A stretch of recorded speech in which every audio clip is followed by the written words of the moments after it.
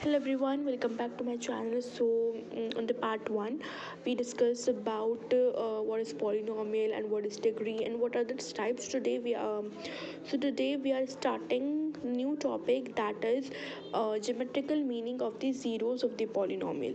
So before starting this topic we all should know what do you mean by zeros of the polynomial. चलिए पहले जो हम class 9th में जो हमने polynomial चैप्टर पढ़ा था, वॉट वी हैव लर्नड कि अगर मैं कहूँ p ऑफ x, इसका मतलब क्या होता है?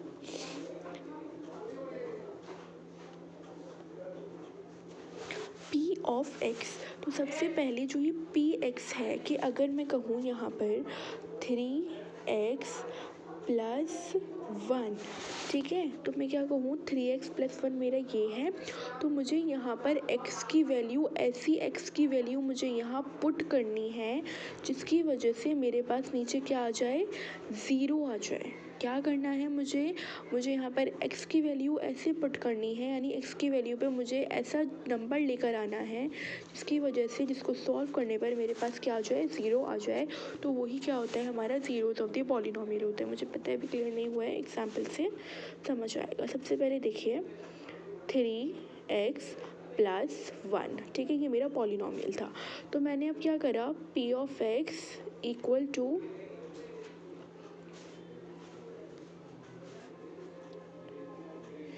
बच्चों ही कुछ परेशानी आ रही है, wait a minute.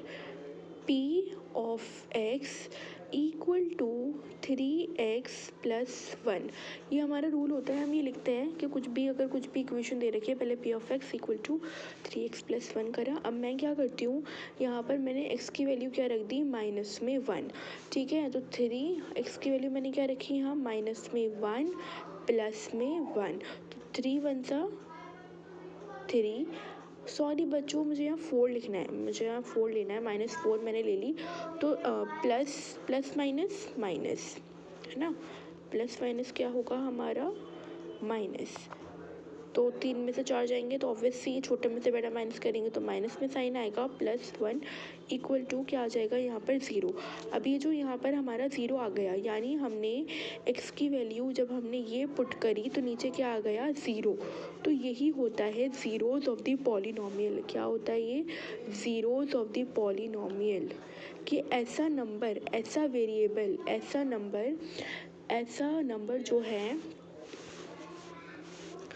2x plus 3y plus 4y,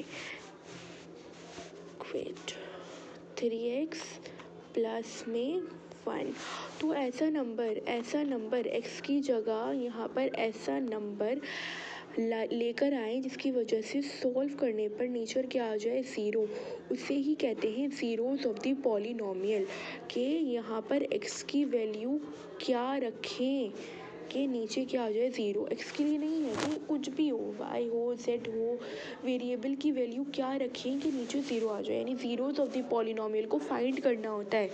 यानी हमें x की वैल्यू ऐसे जाननी होती है, y की वैल्यू, z की वैल्यू, अलग अलग वेरिएबल्स जो क्वेश्चन में गिवन होते हैं उन वेरिएबल्स की वैल्यू हमें ऐसे सोचनी पड़ती है कि नीचे क्या आ जाए, 0 आ जाए. आई होप क्लियर है, ठीक है. अगर एक क्वेश्चन मैं आपको दूँ, p of x equal to, चलिए p ऑफ x की जगह p ऑफ y ले लेते हैं, है ना. p of y equal to 2x plus 20, what the hell, wait a minute बच्चों.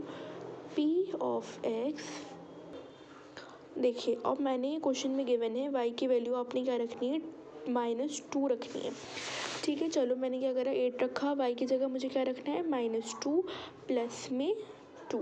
तो 2 8 ज़ा मल्टीप्लाई, कुछ साइन है तो मल्टीप्लाई, 2 8 ज़ा 16, यहाँ प्लस का साइन है, प्लस माइनस माइनस प्लस में 2, प्लस माइनस माइनस, तो क्या आ जाएगा यहाँ पर 14, ठीक है. आंसर क्या आया हमारे पास, 14 आंसर आया. तो क्या ये ज़ीरोज़ ऑफ द पॉलिनोमियल है, not at all. Zeros of the polynomial वो पॉलिनोमियल होते हैं कि y की वैल्यू हमने ऐसी पुट करनी है, y की वैल्यू हमने ऐसे लेकर आनी है कि जिसकी वजह से नीचे 0 आ जाए, ठीक है. यही क्या होता है ज़ीरोज़ ऑफ द पॉलिनोमियल, ये आपने पढ़ चुके हैं. फिर भी मैं आपको समझाने की कोशिश कर रही हूँ। अब है the main topic geometrical meaning of the zeros of the polynomial. की ज़ीरोज़ ऑफ द पॉलिनोमियल समझ तो आ गया हमें कि ऐसा नंबर लेकर आना है जिसकी वजह से नीचे हमारा क्या आ जाए, ज़ीरो आ जाए। कि नहीं, वेरिएबल जो है कि इस वेरिएबल की वैल्यू हमें ऐसी लेकर आनी है जिसकी वजह से क्या आ जाए, नीचे ज़ीरो हमारे पास आ जाए। अब है हमारा geometrical meaning of the zeros of the polynomial, वो तो जो कि बहुत ज़्यादा मेन टॉपिक है। Zeros of the polynomial we have already done. अब ज्योमेट्रिकल मीनिंग यानी जो ज्योमेट्रिकल के हिसाब से, यानी जैसे ज्योमेट्री होती है ना ग्राफ्स के through and all that compasses के थ्रू, तो उसके थ्रू हमें बताना है कि geometrical meaning of zeros of the polynomial का मतलब क्या होता है। तो बच्चों देखो, आपको ग्राफ दिखाती हूँ, आई होप आपको ये दिख रहा होगा। तो यहाँ पर देखो, इस ग्राफ में ध्यान से देखना, यहाँ पर मुझे दो पॉइंट्स नज़र आ रहे हैं, एक तो ये पॉइंट एंड दूसरा ये पॉइंट, ठीक है। यहाँ मुझे क्या पॉइंट्स नज़र आ रहे हैं, दो पॉइंट्स पर मुझे नज़र आ रहा है, मुझे दो पॉइंट में ये नज़र आ रहा है, एक तो मुझे ये पॉइंट नज़र आ रहा है, एक पॉइंट मुझे ये नज़र आ रहा है। तो ग्राफ के हिसाब से हमें ये पता चलता है कि अगर ये जो हमारी लाइंस आ रही हैं, जो हमें लाइंस ये पूरी दिख रही हैं, ये जो लाइंस हमें नज़र आ रही हैं कि कितने पॉइंट पर, ये एक पॉइंट यहाँ पर है, एक पॉइंट हमारा यहाँ पर है। तो जितने पॉइंट पर अगर ये दो पॉइंट पे रुक रही है ना, दो पॉइंट पे, एक तो यहाँ पॉइंट पर ये देखिए यहाँ पर है, एक दूसरे पॉइंट पर ये यहाँ मिल रही हैं। तो जब हमारी जब ये दो पॉइंट हमारी से एक दूसरे से जब मिलती है ना, इससे मतलब है कि ना हमारे दो ज़ीरोज़ हमारे उस पर्टिकुलर पॉलिनोमियल के निकल सकते हैं। नहीं आया समझ? रुकिए बताती हूँ, बेफिक्र रहिए आप। देखिए, अगर मैं कहूँ ये है हमारे पास 3x + 2, तो आप कहोगे कि मैम क्वेश्चन में गिवन है 3x यहाँ पे रख दो -2, के x की वैल्यू रख दो -2। तो ठीक है, मैंने क्या रख दी, -2 + 2, 2 3 सा 6 -+2, 6 में से 2 जाएंगे, 1 2 4 -4 हमारे पास आंसर आया। तो ये हमारा zeros of the polynomial I hope नहीं है, क्योंकि मुझे ज़ीरो नहीं आ रहा है। तो zeros of the polynomial geometry के हिसाब से ये मीनिंग होता है कि अगर यहाँ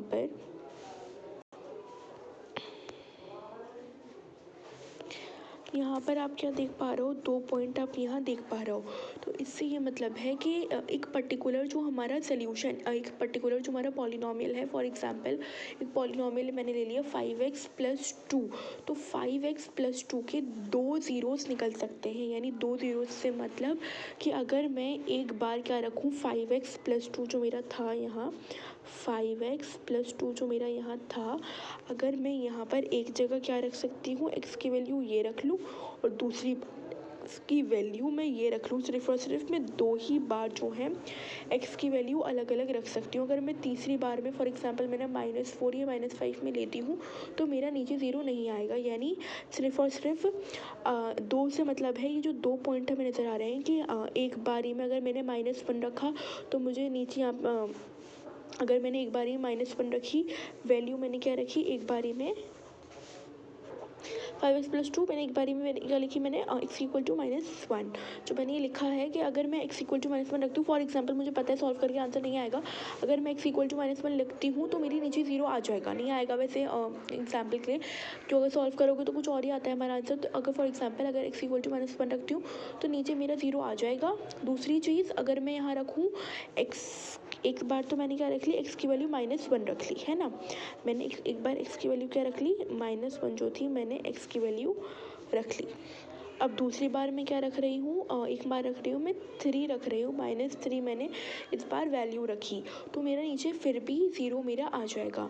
अब जब मैं तीसरी बार में क्या करती हूँ, तीसरी बारी में तीसरी बारी में कुछ भी नंबर ले लो, 5 ले लो, 6 ले लो, कुछ भी -1 -2 कुछ भी लूँ तो मेरा नीचे ज़ीरो नहीं आएगा, क्योंकि मेरा इक्वेशन यानी इस ग्राफ ने कह दिया, इस ग्राफ ने मुझे बता दिया कि सिर्फ और सिर्फ दो ही ज़ीरोज़ आ सकते हैं। यानी यहाँ पर x की जो है सिर्फ और सिर्फ दो ही वैल्यू जो है रखी जा सकती हैं, उससे ज़्यादा नहीं रख सकते। अगर उससे ज़्यादा रखेंगे तो नीचे ज़ीरो नहीं आएगा। तो इस ग्राफ से हमें बेसिकली ये पता चलता है कि अगर यहाँ पर पॉइंट में अगर हमने दो से वो मिल रहा है, यहाँ देख रहे हो ना, सिर्फ और सिर्फ दो नज़र आ रहे हैं आपने। एक तो पॉइंट आपने क्या नज़र आ रहा है, एक तो पॉइंट आपने यहाँ नज़र आ रहा है, एक तो यहाँ नज़र आ रहा है आपने पॉइंट, एक और यहाँ, तो जिसकी वजह से सिर्फ और सिर्फ दो ही ज़ीरोस हमारे निकल सकते हैं। ठीक है, मैं आपको बहुत डीप में समझा रही हूँ, please subscribe to my channel, okay ना। चलिए इसमें देखो, इसमें भी दो ही हैं, है ना, तो इसमें भी कितने कितने सोल्यूशन निकलेंगे, कितने वो निकलेंगे ज़ीरोज़, दो ही निकलेंगे, उससे ज़्यादा हम नहीं ले सकते। क्लियर। चलिए थर्ड में भी इसमें क्या नज़र आ रहा है आपने, सिर्फ और सिर्फ एक पॉइंट नज़र आ रहा है, सिर्फ और सिर्फ एक पॉइंट आपने, सिर्फ और सिर्फ क्या नज़र आ रहा है यहाँ पर, एक पॉइंट आपने यहाँ नज़र आ रहा है, जिसकी वजह से क्या पता चलता है कि हम x या y या z कुछ भी सोल्यूशन अगर हम ले रहे हैं तो उसमें कुछ भी पॉलिनॉमियल अगर हम ले रहे हैं तो उसमें हम x की सिर्फ और सिर्फ एक ही वैल्यू रख सकते हैं, जिसकी वजह से हमारा नीचे ज़ीरो आएगा। अगर x के अंदर हम और दूसरी वैल्यूज़ भी रखेंगे तो नीचे ज़ीरो नहीं आएगा। सिर्फ और सिर्फ पहली बारी में जो हम एक ही वैल्यू रख सकते हैं, एक ही नंबर जो है उस पॉलिनॉमियल के लिए, ठीक है, वरना अगर हम आगे चीज़ें और लेते हैं तो वो हमारा गलत होगा और नीचे ज़ीरो नहीं आएगा। इसमें देखो, इसमें भी क्या है, एक ही है, तो कैसा निकलेगा, इसमें भी वन ही निकलेगा। चलिए केस है थर्ड, केस थर्ड में क्या, तो इसमें देखो यहाँ पर और यहाँ पर देखो भाई, यहाँ तो कुछ बन ही नहीं रहा भाई। जब हमारे एक तो यहाँ बनना चाहिए, नहीं, जब हमारे सब मिलते हैं तो जब भी तो फॉर्म होता है, यहाँ तो कुछ बन ही नहीं रहा, कुछ बनेगा ही नहीं, तो क्या मतलब यहाँ पे अगर देखो, यहाँ पे ये वाला जो केस था, इस केस में क्या हो रहा था, ये पॉइंट्स जो थे हमारे हम मिल रहे थे, ये पॉइंट्स था, ये पॉइंट था, इसकी वजह से जो था हमारे लिए ईजी हो रहा था और हम बता पा रहे थे कि हाँ इसके एक्स के हम इतने सोल्यूशन रख सकते हैं, एक्स की वैल्यू ये रख सकते हैं, ये सब कुछ कर सकते हैं। पर इसमें इस केस के अंदर क्या हो रहा है, इस केस में तो कुछ है ही नहीं है, इसको एपी केस में तो कुछ पॉइंट का ही चक्कर नहीं है। तो आई होप इट इज़ क्लियर कि अगर मैं कहूँ कि ग्राफ से आपको ये समझ आता है कि ग्राफ के अंदर इन्होंने अगर आपको मेंशन कर दिया कि दो पॉइंट है ग्राफ के अंदर, ठीक है ना, ग्राफ में दो पॉइंट है, दो पॉइंट में वो मिल रहे हैं, दो पॉइंट से वो मिल रहे हैं, तो इससे ये मतलब है कि जो हमारा पॉलिनॉमियल है, पर्टिकुलर पॉलिनॉमियल है, उसके सिर्फ जो है हम एक्स की सिर्फ और सिर्फ दो ही वैल्यू रख सकते हैं ज़ीरो लाने के लिए। यानी एक वैल्यू हमने पहले तो ये रख ली, फिर दूसरी वैल्यू हमने ये रख ली, ठीक है, कुछ भी वैल्यू हम सिर्फ और सिर्फ दो वैल्यू रख सकते हैं। अगर हम तीसरी वैल्यू के अंदर हम कुछ रखते हैं तो नीचे ज़ीरो नहीं आएगा। क्लियर। और तीसरी चीज़ अगर मैं यहाँ पे इन्होंने लिख दी, 3 पॉइंट होते हैं, फॉर एग्जांपल यहाँ एक और 3 पॉइंट होता है, एक यहाँ ए होता, ठीक है, तो यहाँ पे 3 पॉइंट होते हैं, यानी यहाँ पर कितने सोल्यूशंस, यानी एक्स की वैल्यू हम कितनी बार रख सकते थे, बताओ बच्चों, कितनी बार रख सकते थे, 3 बार, क्योंकि कितने पॉइंट थे, 3 थे। I hope it is clear. Next video we will start about next video में अब हम देखेंगे इस सारा जो भी कुछ बचा हुआ है, फिर एक्सरसाइज 2.1 स्टार्ट हो जाएगी। चलिए, thank you for watching my video, subscribe to my channel, thank